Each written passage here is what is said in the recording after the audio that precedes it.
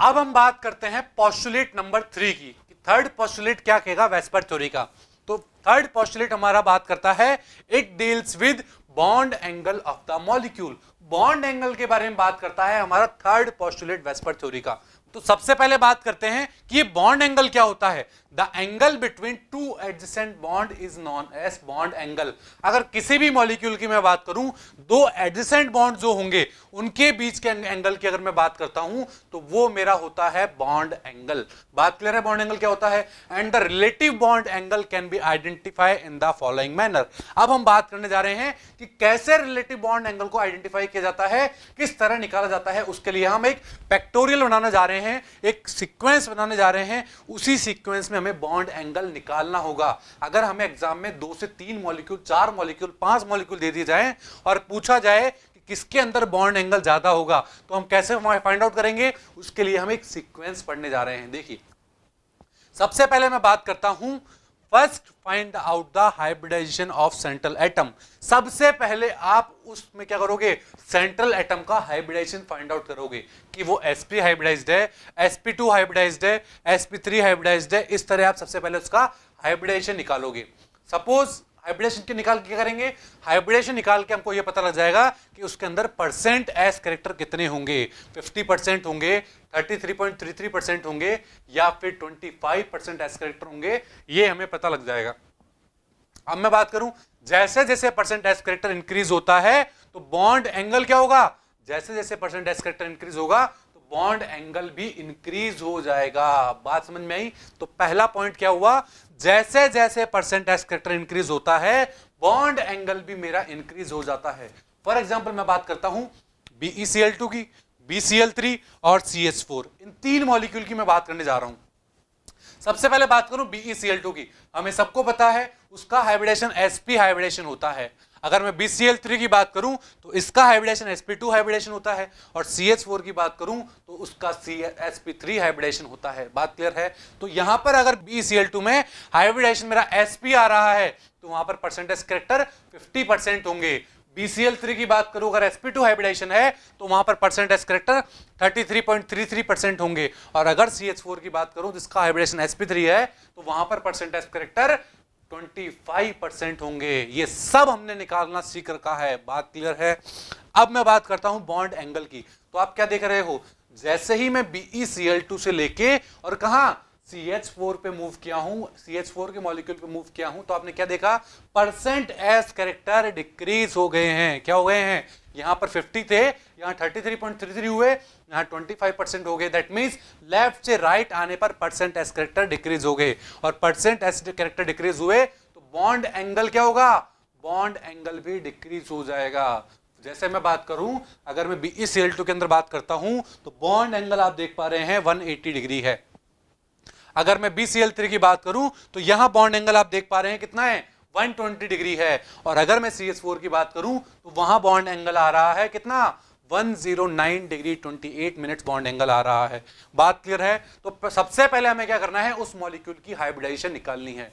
बात क्लियर है। अब कुछ बच्चों के मन में आ रहा होगा, सर हाइब्रिडाइजेशन जरूरी थोड़ी ना है कि sp ही आए, sp2 आए या sp3 आए। हो सकता है उसका हाइब्रिडाइजेशन sp3d हो, sp3d2 हो, sp3d3 हो। उस केस में हम क्या करते हैं, उस केस के अंदर हमें क्या करना होता है बताइए, उस केस के अंदर हम उनकी शेप निकाल लेते हैं और वहां से बॉन्ड एंगल आइडेंटिफाई कर सकते हैं बहुत इजीली।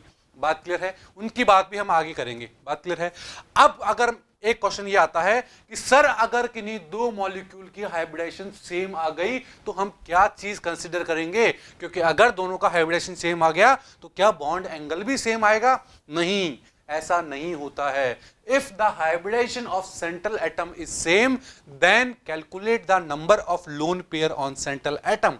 अगर उन मॉलिक्यूल का हाइब्रिडाइजेशन सेम आ जाता है तो वहां पर number of lone pair consider किए जाते हैं कि उसके ऊपर कितने नंबर ऑफ लोन पेयर होंगे। अब लोन पेयर कंसीडर करने से क्या होगा, नंबर ऑफ लोन पेयर अगर इंक्रीज हो रहे होंगे तो बॉन्ड एंगल डिक्रीज हो जाएगा। अब ऐसा क्यों होगा, इसे एक बार बहुत ध्यान से समझिए। देखिए मान लीजिए मेरे पास कोई भी ये एक मॉलिक्यूल है, बिल्कुल ये सेंट्रल एटम है और ये मेरा एक मॉलिक्यूल है। बात क्लियर है। अब ये जो मॉलिक्यूल है और इसके ऊपर मैंने लगा दिया है एक लोन पेयर, बात क्लियर है। अब इस लोन पेयर की वजह से क्या होगा, इस लोन पेयर और ये जो बॉन्ड है इन दोनों के बीच में रिपल्शन होगा, और अगर इन दोनों के बीच में रिपल्शन होगा तो ये थोड़े क्लोज आ जाएंगे, क्योंकि लोन पेयर बॉन्ड पेयर के बीच में रिपल्शन ज्यादा होता है। बात क्लियर है, तो इनका बॉन्ड एंगल कम हो जाएगा। इसलिए हमने क्या बोला, अगर number of lone pair increase हो रहे होंगे तो बॉन्ड एंगल डिक्रीज हो जाएगा। बात क्लियर है। फॉर एग्जाम्पल मैं बात करता हूं CH4 की। CH4 बार बार आ रहा है मॉलिक्यूल, तो हमें बहुत अच्छे से पता हो जाना चाहिए। अब CH4 की मैं बात करूं तो उसका हाइब्रिडेशन क्या होता है, sp3 हाइब्रिडेशन होता है, और उसका बॉन्ड एंगल कितना होगा, उसका बॉन्ड एंगल हो जाएगा 109 डिग्री 28 मिनट्स उसका बॉन्ड एंगल हो जाएगा। बात क्लियर है। अगर मैं बात करूं NH3 की, तो NH3 का जानते हो आप, हाइब्रिडेशन तो sp3 होगा, बट उसके अंदर एक लोन पेयर भी प्रेजेंट होता है, और लोन पेयर प्रेजेंट होगा तो इसका बॉन्ड एंगल कितना आएगा बताइए, इसका बॉन्ड एंगल 109 डिग्री 28 मिनट से तो कम आना चाहिए। बात क्लियर है, क्योंकि बॉन्ड पेयर के होने की वजह से वो बॉन्ड एंगल कम होगा थोड़ा, बिल्कुल। तो NH3 के अंदर दो बॉन्ड के बीच का एंगल होता है 107 डिग्री। बात क्लियर है। दैट मींस आपने क्या देखा, दोनों का हाइब्रिडेशन sp3 था, बट यहां पर लोन पेयर एक होने की वजह से इसका बॉन्ड एंगल थोड़ा कम हो गया। इसी तरह मैं बात करूं H2O की, तो H2O भी मेरा sp3 हाइब्रिडेशन रखता है, बट वहां अगर मैं बात करूं H2 में बॉन्ड एंगल की, तो वो मेरा 104.5 डिग्री होता है। अब यहां तो बॉन्ड एंगल और डिक्रीज हो गया। ऐसा क्यों, क्योंकि हमें पता है H2O के अंदर ऑक्सीजन पर दो लोन पेयर प्रेजेंट होते हैं। तो आपने क्या देखा, जब लोन पेयर 0 थे तो बॉन्ड एंगल 109 डिग्री 28 मिनट था, जब लोन पेयर 1 हुआ तो बॉन्ड एंगल 107 हो गया, जब मेरे पास लोन पेयर 2 हो गए तो मेरा बॉन्ड एंगल 104 ही रह गया। दैट मींस लोन पेयर बढ़ने के साथ साथ बॉन्ड एंगल कम होता चला जा रहा है। बात समझ में है आपको, बात समझ में आई कैसे किया इस क्वेश्चन को हमने, ठीक है। अब एक और क्वेश्चन उठता है, सर हाइब्रिडाइजेशन सेम है, मान लिया हमने कि सर हाइब्रिडाइजेशन सेम होगा तो हमें लोन पेयर देख लेने हैं। अब यह भी तो हो सकता है कि लोन पेयर भी सेम हो जाए, तो बॉन्ड एंगल कैसे निकालेंगे हम, तो वहां पर बॉन्ड एंगल कैसे निकलेगा, देखिए, if number of lone pair is also same then calculate the electronegativity. क्या बोला मैंने, अगर नंबर ऑफ लोन पेयर भी सेम आते हैं तो हमें वहां पर इलेक्ट्रोनेगेटिविटी देखनी होती है कि इलेक्ट्रोनेगेटिविटी ज्यादा है या किसकी। अब फिर क्वेश्चन आया एक और यहां पर कि इलेक्ट्रोनेगेटिविटी सेंट्रल एटम की देखें या सराउंडिंग एटम की देखें, वहां पर हमें दोनों को कंसीडर करते हुए चलना पड़ता है। कैसे, देखिए, सबसे पहले हम देखते हैं इलेक्ट्रोनेगेटिविटी ऑफ सेंट्रल एटम। अगर सेंट्रल एटम की इलेक्ट्रोनेगेटिविटी बढ़ रही होती है तो बॉन्ड एंगल डिक्रीज हो जाता है। क्या हो जाता है, बॉन्ड एंगल डिक्रीज हो जाता है। अब ये डिक्रीज कैसे होता है इसको भी समझना पड़ेगा। तो देखिए, फॉर एग्जांपल मैं लेता हूं AB2 मॉलिक्यूल, ये A है और ये दो मेरे बॉन्ड से B लगे हुए हैं। अब मैंने क्या बोला कि मेरी सेंट्रल एटम की इलेक्ट्रोनेगेटिविटी ज्यादा है। अगर सेंट्रल एटम की इलेक्ट्रोनेगेटिविटी ज्यादा होगी तो उस बॉन्ड के इलेक्ट्रॉन सेंट्रल एटम की तरफ ज्यादा होंगे, और अगर सेंट्रल एटम की तरफ ज्यादा होंगे तो उनके बीच में क्या होगा बताइए, उनके बीच में रिपल्शन होगा, और उनके बीच में अगर रिपल्शन होगा तो बॉन्ड एंगल बढ़ जाएगा, वो दोनों बॉन्ड बाहर की तरफ शिफ्ट हो जाएंगे। बात समझ में आई या नहीं आई, बात समझ में आनी चाहिए। या क्या बोला मैंने, वापस देखिए, मान लीजिए कोई AB2 मॉलिक्यूल है और एक ही इलेक्ट्रोनेगेटिविटी ज्यादा है, सेंट्रल एटम की इलेक्ट्रोनेगेटिविटी ज्यादा है, तो उस बॉन्ड के इलेक्ट्रॉन एक ही तरफ थोड़े ज्यादा होंगे, और एक ही तरफ थोड़े ज्यादा होंगे अगर वो मेरे इलेक्ट्रॉन, तो उनके बीच में रिपल्शन होने लगेगा, और रिपल्शन होगा तो वो बॉन्ड अपने आप में दूर जाना चाहेंगे, और जैसे जैसे वो दूर जाना चाहेंगे तो वहां पर बॉन्ड एंगल क्या होगा, बॉन्ड एंगल इंक्रीज हो जाएगा। तो पहला पॉइंट क्या पढ़ा हमने, अगर सेंट्रल एटम की इलेक्ट्रोनेगेटिविटी ज्यादा होती है तो बॉन्ड एंगल भी ज्यादा होता है। फॉर एग्जांपल मैं बात करता हूं, देखिए, एक मैं लेता हूं H2O और एक मैं लेता हूं H2S, ये दोनों मॉलिक्यूल की बात करते हैं हम। देखिए, तो आप जानते हैं कि सल्फर की इलेक्ट्रोनेगेटिविटी ऑक्सीजन की इलेक्ट्रोनेगेटिविटी से क्या होती है, कम होती है। दैट मींस ऑक्सीजन की इलेक्ट्रोनेगेटिविटी ज्यादा होगी यहां पर, और ऑक्सीजन की इलेक्ट्रोनेगेटिविटी ज्यादा होगी तो बॉन्ड के इलेक्ट्रॉन ऑक्सीजन के पास होंगे। तो H2O के केस में बॉन्ड एंगल आता है मेरा 104.5 डिग्री, और अगर मैं बात करूं H2S की तो यहां पर बॉन्ड एंगल मेरा केवल और केवल 92 डिग्री ही आता है। दैट मींस यहां पर पहला पॉइंट क्लियर हो चुका है कि सेंट्रल एटम की इलेक्ट्रोनेगेटिविटी ज्यादा होगी तो बॉन्ड एंगल भी ज्यादा होगा। बात क्लियर है। अब दूसरा केस क्या हो सकता है, दूसरा केस हो सकता है if electronegativity of surrounding atom is increases. अगर सराउंडिंग एटम की इलेक्ट्रोनेगेटिविटी ज्यादा होगी तो बॉन्ड एंगल कम हो जाएगा। क्या हो जाएगा? बॉन्ड एंगल कम हो जाएगा। फॉर एग्जांपल मैं बात करता हूं OF2, देखिए यहां देख पा रहे हैं आप OF2 और एक मैं लेता हूं H2O। अब यहां पर सेंट्रल एटम की इलेक्ट्रोनेगेटिविटी तो बराबर है, दोनों में ऑक्सीजन लगा हुआ है, बट सराउंडिंग एटम की बात करूं तो यहां पर 2 फ्लोरीन लगे हुए हैं और यहां पर 2 हाइड्रोजन लगे हुए हैं। अब हमें पता है फ्लोरीन और हाइड्रोजन में से फ्लोरीन की इलेक्ट्रोनेगेटिविटी ज्यादा होती है, और अगर फ्लोरीन की इलेक्ट्रोनेगेटिविटी ज्यादा है तो क्या होगा बताइए? इसका बॉन्ड एंगल कम होगा। OF2 का बॉन्ड एंगल होता है 103 डिग्री, जबकि अगर मैं वाटर की बात करूं तो हमने अभी पढ़ा 104.5 डिग्री बॉन्ड एंगल होता है। बात समझ में आई 3 पॉइंट की कि किस तरह हमने 3 पॉइंट निकाले। सबसे पहले क्या करना है? सबसे पहले हाइब्रिडेशन कैलकुलेट करना है। हाइब्रिडेशन से परसेंट एस कैरेक्टर पता लग जाएंगे, और परसेंट एस कैरेक्टर अगर बढ़ता है तो बॉन्ड एंगल भी बढ़ता है। अगर हाइब्रिडेशन सेम आ जाता है तो सेकंड हमें क्या निकालना है? सेकंड हमें निकालना है नंबर ऑफ लोन पेयर। अगर number of lone pair increase होंगे तो क्या होगा बताइए?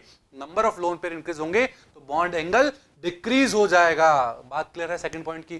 थर्ड पॉइंट हमने पढ़ा कि इलेक्ट्रोनेगेटिविटी चेक करनी है। अगर सेंट्रल एटम की इलेक्ट्रोनेगेटिविटी ज्यादा है तो बॉन्ड एंगल भी ज्यादा होगा, अगर सराउंडिंग एटम की इलेक्ट्रोनेगेटिविटी ज्यादा है तो बॉन्ड एंगल कम हो जाएगा। ये पढ़े हमने अभी तक, क्या 4 पॉइंट पढ़ चुके हैं। बात क्लियर है? अब मैं पढ़ता हूं लास्ट पॉइंट। देखिए, bond angle is directly proportional to size of side atom. क्या बोला मैंने? जो बॉन्ड एंगल होता है वो साइड एटम जो लगे हुए होते हैं, सराउंडिंग एटम जो लगे हुए होते हैं, उनके डायरेक्टली प्रोपोर्शनल होता है। That means size of side atom increases, bond angle increases. अगर सराउंडिंग एटम की साइज इंक्रीज हो रही होगी तो वहां पर बॉन्ड एंगल भी क्या हो जाएगा? इंक्रीज हो जाएगा। मेरा बात क्लियर है? समझ में आया? इसको भी एक एग्जांपल से समझते हैं हम। फॉर एग्जाम्पल मैं बात करता हूं OF2 OCl2। तो देखिए यहां पर मैं OF2 में देख पा रहा हूं कि दोनों में ऑक्सीजन तो कॉमन है, बिल्कुल दोनों मॉलिक्यूल में आप देख सकते हैं कि दोनों में ऑक्सीजन तो कॉमन है, बट एक के साथ फ्लोरीन लगा हुआ है और एक के साथ क्लोरीन लगा हुआ है। और हम सबको पता है कि क्लोरीन की साइज ज्यादा होती है और फ्लोरीन की साइज छोटी होती है। तो अगर सराउंडिंग एटम में दोनों क्लोरीन की साइज ज्यादा है तो उनके बीच में रिपल्शन होने लगेगा, और दोनों के बीच में अगर रिपल्शन होगा तो उनके बीच का बॉन्ड एंगल आ जाएगा 110 डिग्री, 110 डिग्री एंगल आ जाएगा। इसी तरह मैं OF2 की बात करूं तो OF2 में हमने अभी पढ़ा था कि वहां पर बॉन्ड एंगल 103 डिग्री ही था। तो आपने क्या देखा यहां पर बताइए? आपने यहां पर यह देखा कि अगर मेरे सराउंडिंग एटम, क्या बोला मैंने? अगर मेरे सराउंडिंग एटम की साइज ज्यादा है तो बॉन्ड एंगल भी क्या होगा? ज्यादा होगा, क्योंकि उनके बीच में रिपल्शन होने लग जाएगा। बात क्लियर है? समझ में आया आपको पोस्टुलेट नंबर 3? तो अब हम बात करते हैं पोस्टुलेट नंबर 4 की, कि वेस्पर थ्योरी का पोस्टुलेट नंबर 4 क्या होगा? क्या बोलता है fourth postulate? If all electron pair around the central atom are bond pair. क्या बोले हमने? कि जितने भी इलेक्ट्रॉन पेयर है मेरे सेंट्रल एटम के सराउंडिंग में, वो सारे क्या हो? वो बॉन्ड पेयर हो, वहां पर कोई भी लोन पेयर ना हो। And all the surrounding atoms are identical. और दूसरी कंडीशन क्या हो गई? कि जितने भी सराउंडिंग एटम है वो सब भी आइडेंटिकल हो, then such type of molecule और आयन पजेस आइडियल शेप और रेगुलर शेप। क्या बोला मैंने? अगर कोई सेंट्रल एटम के अराउंड जितने भी इलेक्ट्रॉन पेयर हैं वो सब बॉन्ड पेयर हो, पहली कंडीशन। दूसरी कंडीशन, उसके साथ लगे सारे सराउंडिंग एटम सेम हो। उसके साथ लगे सारे सराउंडिंग एटम अगर सेम हो तो वो अपनी आइडियल शेप रखेगा, वो अपनी रेगुलर शेप रखेगा। और वो शेप कैसे निकालेंगे हम? उसके n की वैल्यू से उसकी शेप निकाल लेंगे। फॉर एग्जांपल मैं बात करता हूं SF6 की। किसकी? SF6 की मैं बात करता हूं। तो अगर मैं यहां पर सबसे पहले अगर हाइब्रिडेशन निकालने जाऊंगा तो क्या होगा हाइब्रिडेशन बताइए? सल्फर के वैलेंस शेल में कितने इलेक्ट्रॉन होते हैं? 6 इलेक्ट्रॉन होते हैं और 6 ही फ्लोरीन लगे हुए हैं। That means 6 + 6/2 that is equal to कितना हो गया? 12/2 और 6 आ गया है। 6 का मतलब ऑक्टाहेड्रल शेप रखता होगा मेरा SF6। बात क्लियर है? समझ में आपको यहां तक? इसी तरह अगर मैं XeO4 की बात करूं तो वो कैसे रखेगा बताइए? वो टेट्राहेड्रल शेप रखेगा। अब मैंने डायरेक्टली कैसे निकाला बताइए? मैंने ऐसे निकाला है क्योंकि मेरे पास XeO4 में 4 क्या रहे हैं बताइए? 4 मेरे पास नंबर ऑफ हाइब्रिड ऑर्बिटल आएंगे, और वहां से मैंने देख लिया चारों ऑक्सीजन सेम है तो वो टेट्राहेड्रल शेप रखेगा। NO3- की बात करूं तो ट्राइगोनल प्लेनर शेप रखेगा। SO4- 2 की मैं बात करता हूं तो टेट्राहेड्रल शेप रखेगा। SO3 की अगर मैं बात करता हूं तो ट्रायगोनल प्लेनर शेप रखेगा, जैसा कि आप ये सब देख पा रहे हैं। ये सभी मॉलिक्यूल की मैंने शेप की बात कर दी। अब मैं एक नोट की बात करता हूं, एक की पॉइंट की बात करता हूं।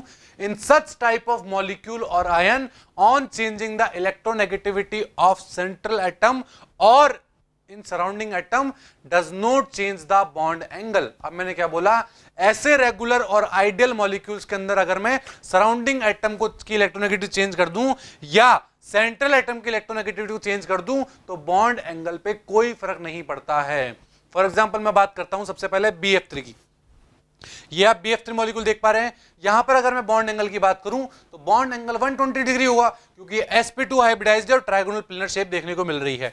अगर मैं BF3 के बाद BCl3 ले लेता हूं तो इसमें मैंने क्या किया, केवल F को रिप्लेस करके Cl ले लिया है। अब मैंने तो जैसे ही मैंने यहां पर Cl लिया है तो आप क्या देख पा रहे हो, यहां भी बॉन्ड एंगल 120 डिग्री है, क्योंकि वही ट्रायगोनल प्लेनर शेप रख रहा है ये मॉलिक्यूल। अगर BCl3 ना लेके मैं BBr3 ले लेता हूं तो यहां भी क्या होगा बताइए, इस केस के अंदर भी बॉन्ड एंगल 120 डिग्री ही होगा, sp2 हाइब्रिडाइजेशन ही होगा। बात क्लियर है। अगर मैं BBr3 ना लेके CO3-2 ले लेता हूं, क्या CO3-2 ले लेता हूं तो उस स्ट्रक्चर में भी आप देख पा रहे हैं कि वहां पर भी बॉन्ड एंगल 120 डिग्री ही है। दैट मींस वो भी sp2 हाइब्रिडाइज रखता है। अगर मैं SO3 ले लेता हूं तो भी 120 डिग्री बॉन्ड एंगल होगा और वही sp2 हाइब्रिडेशन होगा।